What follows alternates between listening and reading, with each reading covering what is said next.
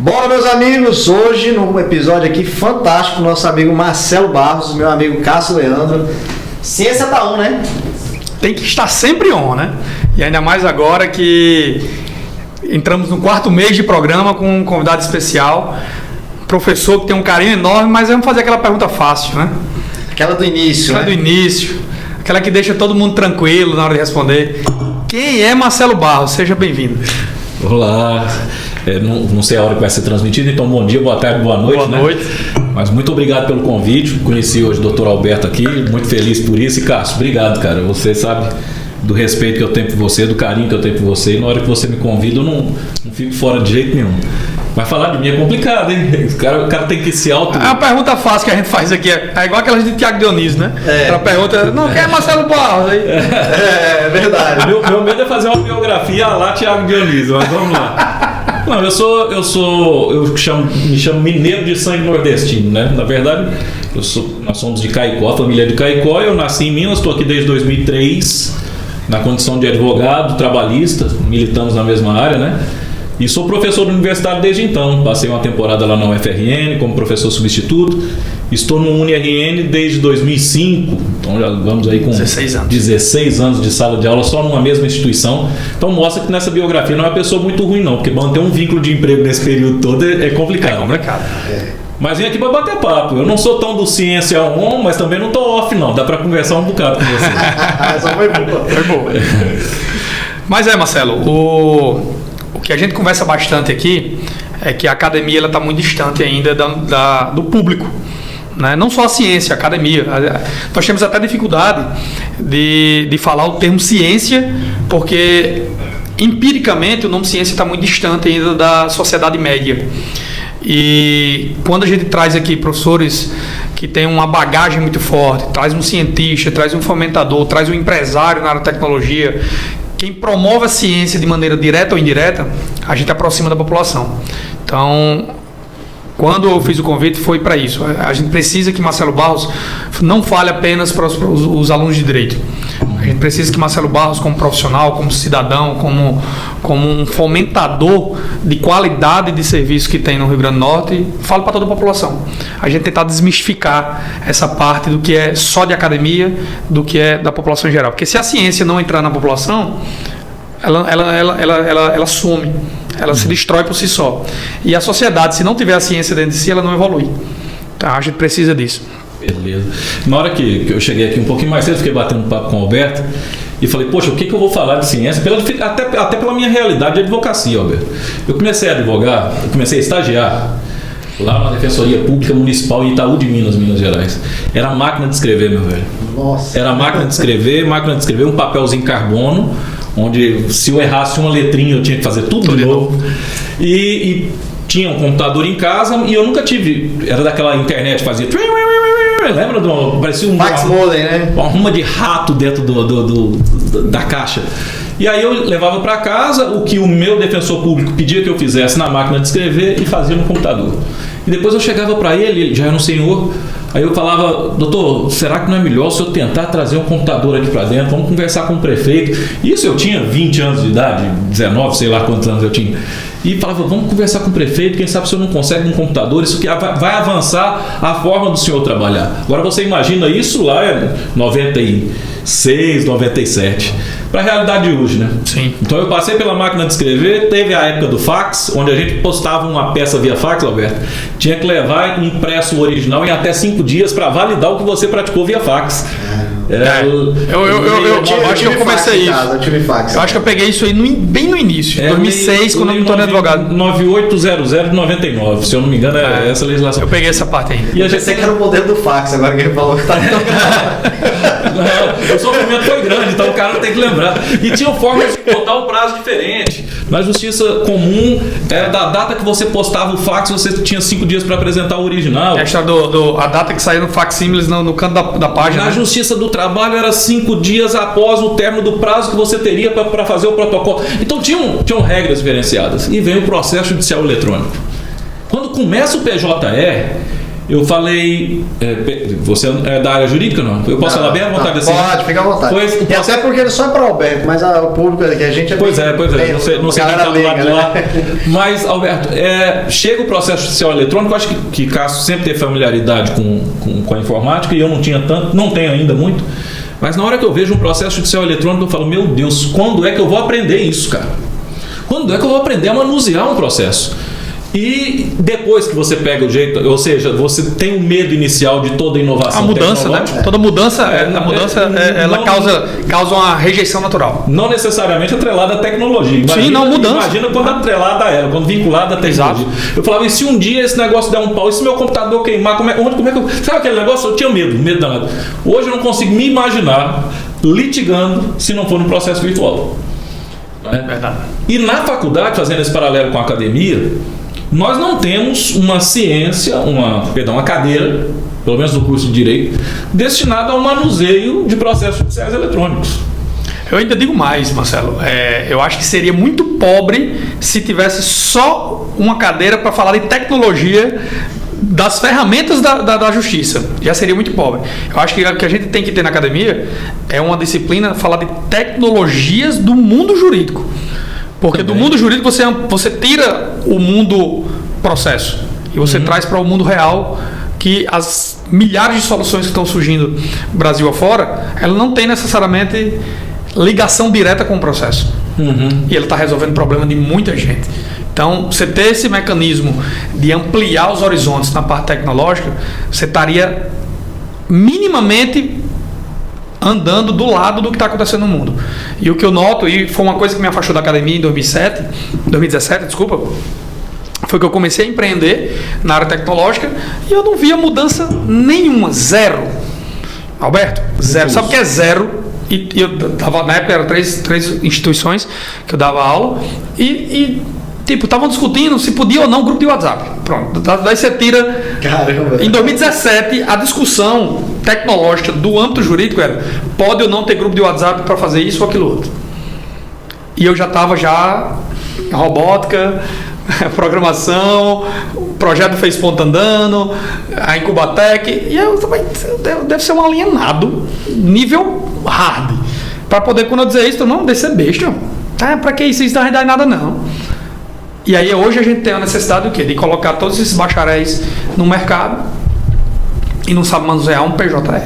Eu comecei agora, há 2 semestres, em virtude da pandemia, comecei a dar aula no virtual. Google Meet, com a sala de aula virtual, que o cara não conhecia. E o bom é que essas aulas hoje ficam gravadas e você vai poder confirmar o que eu estou afirmando, que eu estou reproduzindo aqui hoje, porque eu posso reproduzir a aula e te mandar. Sim. Eu falei do Fez Ponto em sala de aula semana passada, sim, falando sobre controle de jornada, aí falando quem era obrigado a ter o controle ou não, e falando do avanço tecnológico em algo que segue a letra fria da lei, está aqui estática, né? A lei fala, você tem mais de 20 empregados, você é obrigado a controlar a jornada de trabalho por qualquer meio lícito de controle, desde que aprovado pelo Ministério da Economia, voltou ao Ministério. E o aluno chegava, mas como é feito esse controle? Eu falei, olha, eu lembro do tempo que um cara passava com um cartãozinho e picava o ponto. Botava o ponto e saía picado. Hoje tem aplicativos. Aí eu falei, olha, eu tô começando a ficar moderno. Eu falei, tem Lawtech. Olha, é isso mesmo. Que existem mecanismos de controle que está na mão do seu empregado. O empregado faz o controle dele. Aquilo dá uma autonomia a mais para o empregado e uma garantia plena para o empregador. Né? Não, dá uma transparência na relação. É o que eu sempre digo. O maior problema do litígio que ocorre judicialmente hoje no Brasil, trabalhista, Alberto, o professor Marcelo pode me corrigir, mas dos 10 assuntos nos TRTs do Brasil, nós temos 24 regiões. Das 24 regiões, os 10 assuntos, 5 é voltado à jornada de trabalho. E no TST, dos 5 mais, os 3 primeiros é jornada de trabalho. Então, é algo que o litígio ocorre porque não tem transparência. E aí a transparência ela não é na má-fé. Eu sempre digo isso. Eu não acredito na má-fé generalizada. Eu acredito na desorganização generalizada. Porque a lei ela fala que é obrigação do empregador controlar a jornada. Então, se o empregador não é organizado, você não vai esperar que o seu funcionário seja organizado. Então, quem tem que cobrar é o empregador. E normalmente o empregador não cobra. E aí essa desorganização é que cria o litígio. Por quê? Porque o trabalhador acha que trabalhou mais e ganhou menos, e o empregador acha que pagou mais e trabalhou menos. Por quê? Porque não tem transparência. Então acaba ocorrendo esse conflito. Então a nossa ideia foi essa. E a dificuldade vamos resolver esse problema. E a dificuldade que é para você estruturar um banco de horas se não tiver a informática, né? Exato. Vai fazer um banco de horas no manual, você sai contando, vai ter 3 minutos a mais aqui, peraí. Aí pega a calculadora, joga 3. Peraí. Uma hora vai dar um furo. E geralmente o furo vai ficar nas mãos, vai sobrar para o empregado. Né? O empregador vai deixar o furo à vontade a favor dele. Ele está fazendo ali. Deu uma margem de erro aqui, está dentro do negócio que ele está prevendo. Então essa regulamentação da transparência é muito necessária. E aí não é só nessa área, não é só a jornada de trabalho. Existem tantas áreas na academia, no direito, em todas as... Por exemplo, agora tem um aplicativo que surgiu aqui, que é o Conecta Juiz, que ele quer conectar a sociedade como um todo para advogados que fazem pro bono. Não existe vedação legal quanto a isso. Várias instituições podem fazer, mas você não pode usar isso como uma forma de captar clientes. Então seria meio que de acordo com a OAB, né? Mas, por exemplo, passou agora numa seleção e vai receber um aporte financeiro para poder isso ser ampliado, porque os dados que eles trazem científicos são muito interessantes no sentido de que aproximadamente 70% da população carente não tem acesso à defensoria. Então, se o órgão de defensoria pública é para as pessoas carentes e ele não cumpre o objetivo de atender, então alguém tem que atender. Essa vinculação pode ser até por intermédio do próprio órgão representativo de classe, né? Sim. Se pensarmos em pensar no negócio ser maior, mais forte. De OAB, essa integração entre eles. Porque é o que você colocou, o leigo, o desassistido, ele não sabe sequer quem é que pode assisti-lo. Exato. A tecnologia dando acesso a ele. Exato. E aí hoje está na palma da mão, né? Eu quero consultar um advogado. Pô, um aplicativo. É verdade. Eu não vou lá no aplicativo, não vai ter Marcelo. Não, vai preencher as dúvidas dele e aí com base na especialidade de Marcelo, aí é canalizado o canal, porque Marcelo se propôs a fazer pro bono. Então é uma ideia muito massa que surgiu. Eu tenho acompanhado de perto para ver a evolução disso, porque a OAB nacional ela consegue fazer algo que era para ser típico das outras conselhos de classe, que era fazer normas inconstitucionais. Mas aí a OAB produz uma norma inconstitucional. Agora, por exemplo, Marcelo não pode nem mostrar o terno e nem o relógio, porque senão está discutindo. O advogado poderia estar ocetando, eu não, porque é o mais barato que tem. Mas aí quem sabe, pelo corte aí, vão dizer que é um Armani, né, um Rolex no braço. Se quiser fazer propaganda, você vai saber que não é. Eu vi. Olha aí. Mas só que, olha a bizarrice que a gente está discutindo. É bizarro mesmo, viu? E tipo, passa o debate. E é isso, professor, que era um dos temas que a gente poderia provocar aqui. A gente não tem um limitador, por exemplo, de gasto financeiro para usar nas plataformas. A gente não tem esse limitador. Por exemplo, hoje podemos dizer que somos bem-sucedidos na profissão. Modéstia à parte, podemos dizer. Se a gente olhar a média, nós somos acima da média. Não que eu digo de ser isso ou aquilo, não. De mercado, né? Como é que concorre uma pessoa que está recém-formada, Alberto, se formou agora, com 22 anos, concorre com Cássio e com Marcelo? O celular tu não está deixando aqui, mas eu não vou. Não é ostentação, não. Mas cara, dificuldade de integração. Então, enquanto a gente discute a falar de ostentação ou não, ninguém fala sobre o gasto financeiro. Então, um escritório de São Paulo que tem uma receita de 50 milhões por ano vai poder gastar o que ele quiser. E quem vai fiscalizar isso? A gente estava conversando mais cedo, antes dos bastidores. A gente pode, por exemplo, divulgar a marca do seu paletó para todos os advogados e ninguém vai saber. Ninguém vai saber, porque vai ser direcionado, vai ser aquela pessoa que eu quero atingir. Então, tipo, quem vai fiscalizar isso? Quem vai ser o censor? Né? Na hora que você coloca atividade profissional ou não, peraí, e aí minha vida privada? Né? E a ostentação, o que é ostentação? Aí pode ser o debate só para esse tema. Só para isso. Então é uma bizarrice que... E são provimentos muito incoerentes até. Inóculos. Tipo, não vai ter efetividade. Não vai. Como é que eu vou controlar o que você está fazendo, Alberto? Não tem como. E se o que está dentro da sua realidade é ostentação, para mim pode não ser para cá. Não, e para mim isso daí é gerador de meme. Com certeza. Ontem, Alberto, saiu um meme, né? Que acabou saindo um meme da minha postagem, mas em seguida veio outro. O cara comprando uma lancha de plástico. Que a lancha de plástico pode, porque não é ostentação, mas a lancha real. A lancha real não pode não, mas de plástico pode. Tipo, é umas loucuras, né? E aí é que eu digo, na academia a gente era para estar evoluindo nessa discussão. E de uma certa maneira eu estou ausente há 4 anos, e aí eu queria ouvir. Tem se conversado, a comunidade acadêmica tem mostrado uma predisposição a colocar em pauta permanente o tema tecnologia e ciência lá dentro? Ciência tecnológica? Vamos lá. Nós temos reflexos dos avanços tecnológicos dentro do direito. Sim. Mas ninguém falando de como atuar no direito vinculado à tecnologia. Sim. Então, o professor Leonardo Medeiros Júnior, um dos caras mais inteligentes que eu conheço. Um abraço para Leonardo. E Leonardo ele faz um paralelo de reflexos, por exemplo, o direito hereditário a uma página na web. Sim. O direito hereditário a sua conta no Instagram. Porque isso hoje consegue ser monetizado. Isso vale muito dinheiro, né? É um ativo. Então, né? ele reproduz sobre reflexos do avanço tecnológico dentro do direito.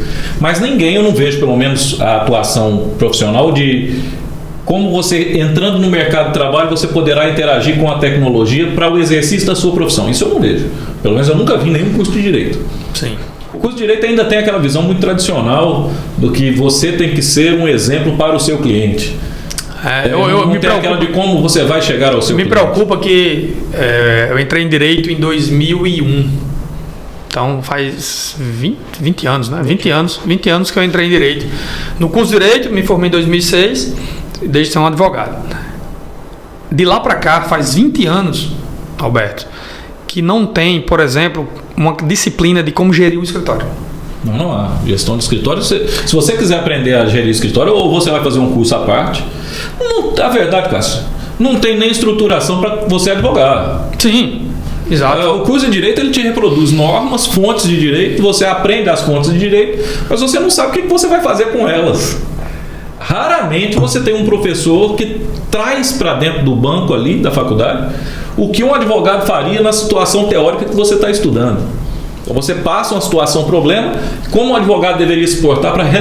Eu estou falando só em processo. Eu não estou falando nem em exercício da advocacia. Sim. Então é sempre muito complicado. Mas o que eu vejo talvez esteja faltando agentes de debate. Também. Né? Então trazer essa discussão para aqui, dessa evolução... o direito como ciência ele sempre foi feito e sempre vai ser feito, porque a norma ela se modifica permanentemente. Só que paralelamente a isso existe um mundo tecnológico que está avançando, e aí a gente está tendo discussões, por exemplo, aquela startup que faz conexões de pessoas que têm problema com voos e mediadores. Então já está tendo um conflito, não, isso é atividade privativa de advogados. Isso não. Ora, a empresa quer resolver o problema diretamente com o cliente. Só tem uma startup dizendo, cliente, está aqui a empresa, conversem. E aí está tendo... Então, é o que eu sempre digo, professor Marcelo, com uma forma de respeito ao título. Porque você tem que falar sempre, mas você tem que falar sempre com a principal patente da pessoa, e eu coloco sempre a principal patente como sendo professor, independente do cargo um dia que você exerça. Tanto é que o atual presidente da OAB eu nunca chamei de presidente, chamo sempre de professor. Eu tenho essa referência como professor sendo a principal patente que você pode ter na sua carreira política ou na sua carreira profissional. E a discussão ela não é essa, a discussão é não, vamos proibir isso. Aí surge uma para conectar um robô para ler as jurisprudências e entregar um modelo através de inteligência artificial de uma petição praticamente pronta. Isso está limitando o conhecimento do advogado. Vamos tirar isso. Tipo, se não houver a discussão na base, né? Se não houver essa discussão dentro do órgão de classe, se não houver essa discussão dentro da academia, nós vamos passar mais 20 anos para frente discutindo coisas inócuas. Sempre querendo limitar e ao mesmo tempo liberando algo para os grandes, que é o quê? O financeiro. Porque quem tem financeiro é que vai determinar. Então, se a gente libera o financeiro e quer regulamentar a democratização dos pequenos, a gente vai entrar sempre na mesma questão estrutural que é a OAB desde que surgiu, né? O órgão de classe, eu até brinquei esses dias que a Inglaterra tem talvez o sistema mais regulamentado jurídico do mundo, né? Ele lá não permite, por exemplo, professor, que um jovem advogado e lá já é bem avançada essa questão do prazo, né? Do prazo de academia, mais o prazo para frente. O que a gente cria uma expectativa esse estudante cria essa expectativa, mas ele precisa ter um tutor, precisa passar 2 anos com um advogado, e aí ele só pode advogar num juizado da vida. Ele não pode ir para o Tribunal Superior, porque no Tribunal Superior ele tem que passar 10 anos advogando com o Cássio ou o Alberto dizendo, faça isso. Quando der 10 anos, aí você pode advogar no Tribunal Superior. E lá não existe nada nem perto do que está sendo colocado aqui.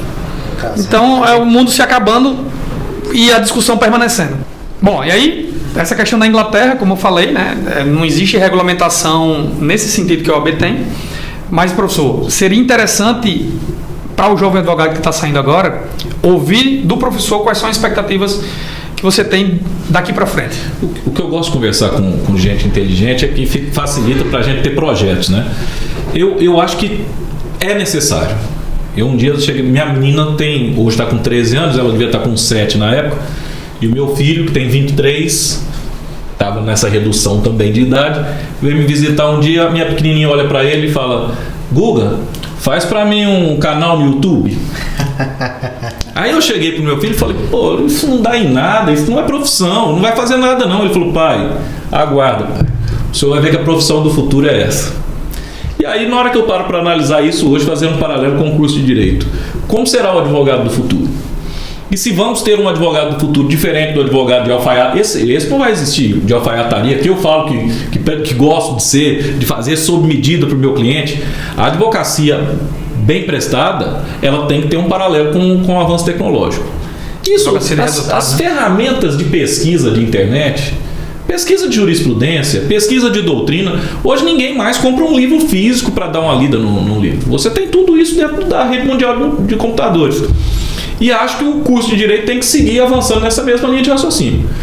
Podemos até conversar, no futuro breve, de um projeto de extensão onde eu leve para dentro da instituição pessoas, não na grade curricular, porque para mudar a grade curricular tem uma certa burocracia, mas num projeto de extensão onde pessoas relacionadas ao mundo tecnológico possam incutir nos futuros profissionais de direito a importância do avanço tecnológico dentro da academia, que é esse paralelo que você está propondo.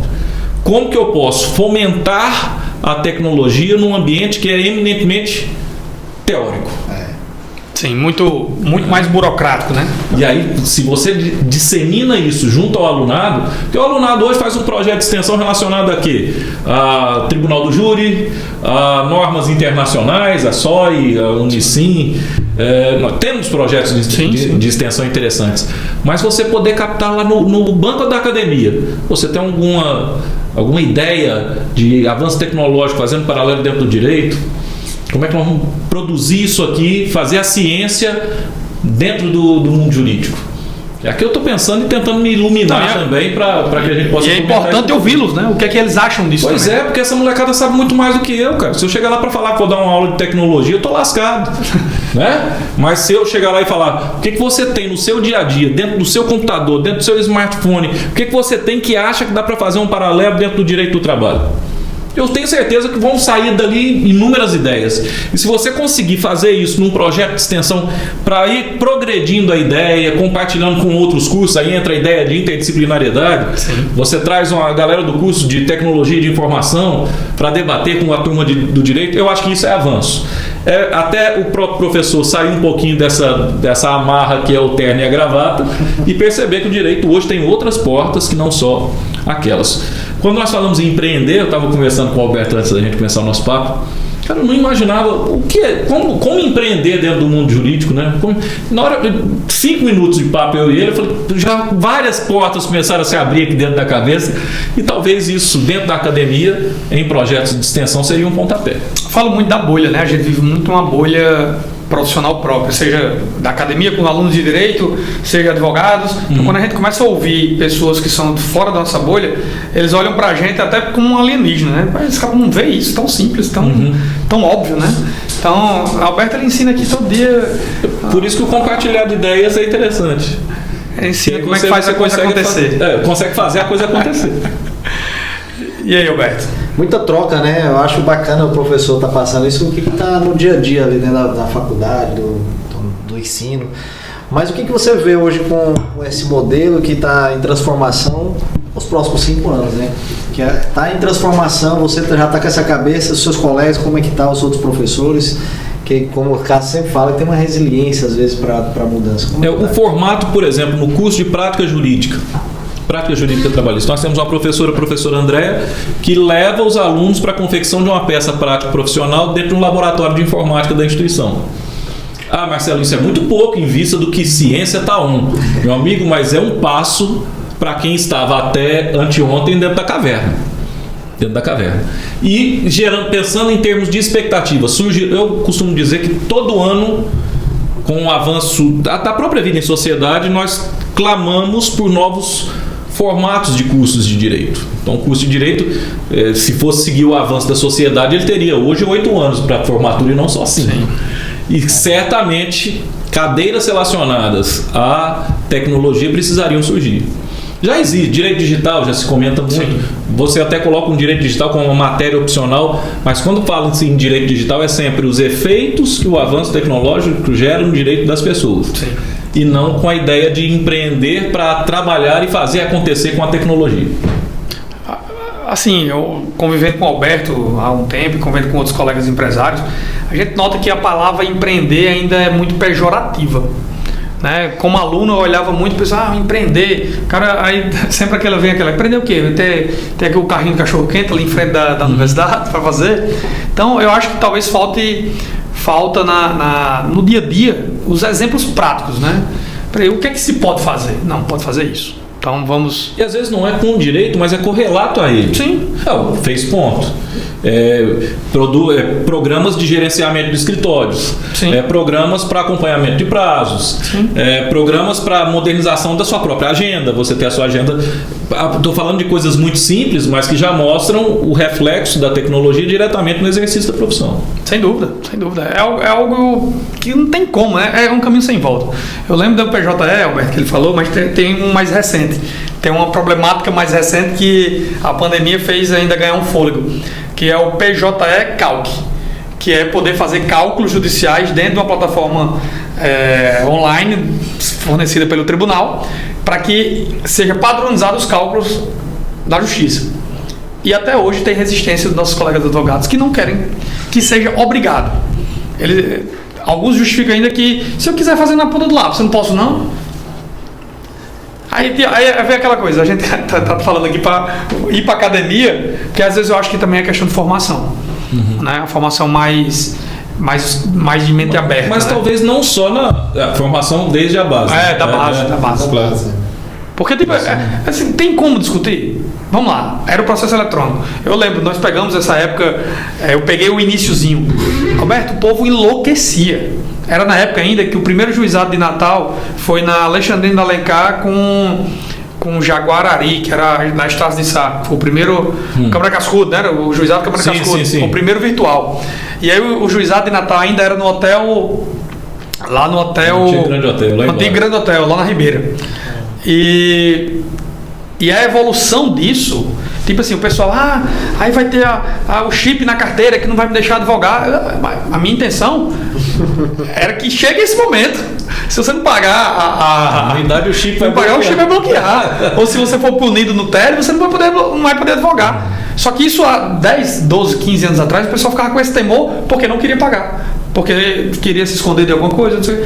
E aí, de lá pra cá, foi mudando a força, né? Vem um ponto. E aí agora tá a discussão do PJ Calc. Todo ano, 6 meses pra frente.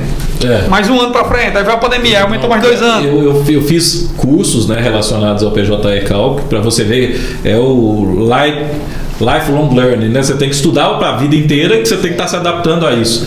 Eu fiz cursos, adquiri livros, tal. Tive muita resistência. Hoje eu falo, já arranjo, já dá para sair um cálculo legal ali no PJ Recalc. Mas no início eu também tive um. Mas tive medo. Mas é treino, né? Treino. Eu tive medo, mas eu não tive o. Não, eu digo, mas é treino, né? Um obstáculo para que eu aprendesse. Você tem vários processos, você vai treinando. Você vai treinando. É treino. É tempo de tela, né? É tempo de tela, exatamente. É o que os programadores dizem, qual é a linguagem? Não sei qual é a linguagem, não. Me dê aí, me diga o que tem que fazer, que em 2 semanas eu me adapto à linguagem. Então, por quê? Porque ele não sabe a linguagem, mas ele estando ali mexendo, no dia a dia dele, ele vai se adaptando. A tecnologia, a resistência é essa. E o que eu digo de encurtar, caramba, é um caminho sem volta. Então, por que a gente não busca facilitar esse caminho? E como é que você acha que dentro da academia nós poderíamos encurtar esse caminho? Cadeiras específicas ou projetos? Eu gosto de podcast assim, esse aí que ele já veio com a pergunta. Viu? Não, tem a solução. Trazer o problema e não dar a solução. Eu sou bate crítico. bola, bate bola. Porque a gente começa a analisar aqui e precisa o debate. dessa chuva de ideias para que a gente possa construir, né? Professor, eu sou muito sincero e muito crítico. Enquanto não tiver alguém no poder de gestão do curso que tem uma mentalidade aberta para esse novo mundo que surgiu há pelo menos 5 anos, nós não mudaremos. E aí, primeiro eu acho que tem que mudar o gestor, porque eu conheço muitos gestores e não conheço outros tantos, mas uma coisa que tem em todos eles não vamos mudar o que em tese está dando certo. Então, está dando certo, continua. Então, mudar esse conceito inicial que o curso de Direito ele tem que avançar, eu acho que já é o primeiro passo. E o segundo passo é o seguinte, vamos ouvir especialistas. Precisa. Vamos pegar os principais mentes pensantes que nós temos. Todo avanço é assim, né? Todo avanço é fruto de debate. Peraí, quem é hoje os líderes de tecnologia que nós temos, que tem um vínculo com o direito? A gente tem Marina de Siqueira, né? Nossa amiga. Já teve aqui, inclusive. Já teve aqui, assistam, foi muito massa. Foi minha aluna, ó. O atual corregedor. Velho, né? Foi. O atual corregedor. Ela é uma pessoa fantástica. Eu a conheço, sei muitos posicionamentos dela enquanto profissional. Admiro. Quando ela impunha uma bandeira, ela leva isso a sério. Sim. Isso é admirável. O atual corregedor da UFRN, ele é advogado e é da área tecnológica, esqueci o nome dele agora, mas também levanta a bandeira muito tem tentado mudar, vai lançar, ou já lançou, não sei bem, o mestrado de Direito e Tecnologia dentro do IMD. O magistrado Bruno, né, ganhou prêmios e mais prêmios aí no Brasil por inovação dentro da sua vara e dentro de toda a Justiça Federal. Tem promotores, então vamos ouvir. Às vezes eu fico parecendo que a nossa classe ela é mais ego do que efetividade. Mas desse podcast ou videocast nosso aqui, eu já vou sair com a ideia de lançar esse projeto lá. E vou chamá-los para a gente bater um papo. Nem que seja embrionário mesmo, para colher dos alunos quais são as expectativas de vocês, que serão os profissionais daqui a 5 anos. Uma pergunta que o Alberto fez: como é que você se vê daqui a 5 anos? Como é que vocês se veem quando entrarem no mercado de trabalho com 5 anos de profissão? Como vocês estarão lidando? Não tem outra alternativa. Retroceder não tem como em relação à tecnologia. É só avanço. Então a tecnologia é sempre fruto de avanço. E a vida em sociedade está atrelada a ela. Ninguém hoje consegue viver sem um smartphone. Meu pai tem 75 anos. Meu pai, sábado passado agora, amanheceu, o celular dele estava e pifou. Aí eu falei: não, pai, segunda-feira a gente resolve isso a gente na praia. Eu falei: segunda-feira a gente vai, Natal, resolve isso com o senhor. Eu saí para fazer uma caminhada, voltei e falei: mãe, cadê meu pai? Foi em Natal. Não aguentou ficar sem celular. Segunda-feira foi a Natal, foi no sábado de manhã mesmo. Ele veio, consertou, voltou. Falou: não, tem estudos que mostram que tem uma síndrome, né? Sem, não. Tem uma síndrome de alguma coisa, né? Que você não vê o celular na perna, mas aí você sente a perna vibrar. Né? Não só a questão de dependência, mas aquilo para ele mantém a mente dele ativa. E imagina pro jovem que faz disso sua vida, sua profissão. Pois é, eu acho que essa ideia é fantástica. Eu estou assumindo esse compromisso com vocês. Vocês vão assumir comigo, né? E o que eu digo, Marcelo, que eu citei alguns nomes aqui da área de direito, mas eu acho que o que a gente tem que ouvir não é apenas o pessoal do direito. A gente tem que ouvir, na verdade, a grande maioria que não é do direito e que entende da área. A gente ouvir os engenheiros da computação, ouvir o marketing, ouvir publicidade, ouvir ciência da computação, ouvir todo mundo que entende da área tecnológica, está vivendo esse mundo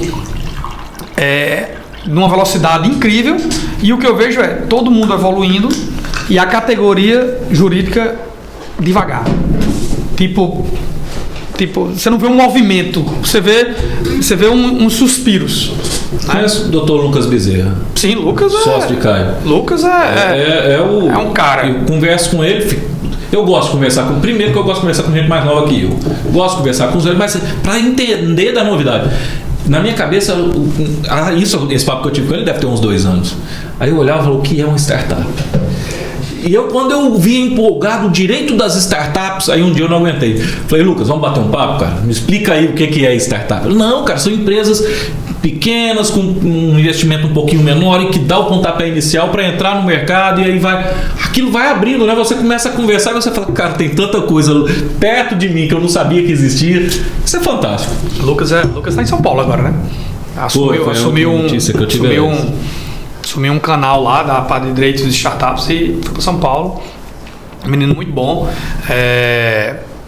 Eu brinco, até que eu conversava muito com ele também. E eu dizia, não, Lucas, se você é educado demais, nunca vão te chamar de doido, vão dizer de ousado.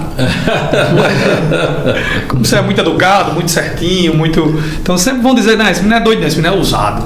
Então, tomara que surjam vários outros ousados e vários outros doidos que possam fazer o que você está fazendo. Mas é muito bacana, muito bacana. Professor, legal demais. Conta comigo. E eu vou dizer, conta com o Alberto também, que o Alberto tá aí. Na hora que você fala que não é só com alguém do ramo do direito, o goiano aqui já tá de olho, já tô de olho no convite que vou formular a ele. Vou vender o peixe lá na instituição e depois eu volto a conversar com vocês. Não, e a pessoa vai se apaixonar por ele aí, pô. Se apaixonar, vai virar cadeira cativa em sala de aula. Isso é bom. Show de bola, hein? Que conteúdo. E, pô, já passou de 40 minutos aqui. Geralmente só 30 minutos. Mas quando é bom, passa. Passa.